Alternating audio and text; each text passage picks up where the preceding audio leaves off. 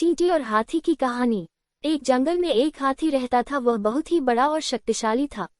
हाथी को अपनी ताकत और अपने बड़े शरीर का बहुत घमंड था। उसके आसपास जो भी जानवर मिलता वह उन्हें परेशान करता था। जंगल के सारे जानवर घमंडी हाथी से बहुत ज्यादा परेशान थे। उसी जंगल में एक तालाब के किनारे चींटियों का झुंड रहता था। एक बार हाथी पानी पीने के लिए तालाब आया। उसने पास में ही चींटियों का घर देखा। हाथी को शरारत सूझी और उसने पैरों से चींटियों के घर को रौंद दिया।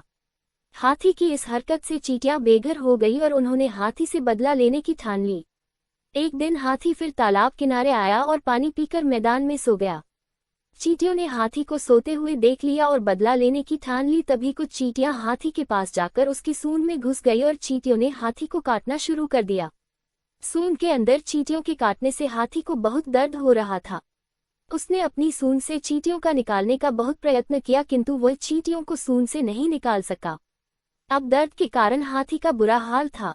हाथी को समझ में आ गया कि चींटियां अपना बदला लेने के लिए उसे काट रही है। हाथी को अपनी गलती का एहसास हुआ और हाथी ने विनम्रतापूर्वक चींटियों से कहा कि वे उसे माफ कर दें। चींटियां हाथी को माफ करने के लिए तैयार हो गई, लेकिन उन्होंने हाथी से कहा कि वह दोबारा अब किसी जानवर को परेशान नहीं करेगा। हाथी को अपनी गलती का एहसास हो गया और उसने चींटियों को वचन दिया कि वह कभी किसी दूसरे जानवर को परेशान नहीं करेगा। चींटियां हाथी की सूंड से बाहर आ गई और हाथी को दर्द से राहत मिली। इसके बाद हाथी ने दोबारा जंगल के किसी जानवर को परेशान नहीं किया। शिक्षा। हाथी और चींटी की कहानी से हमें शिक्षा मिलती है कि हमें कभी किसी को कमजोर समझकर उसे परेशान नहीं करना चाहिए।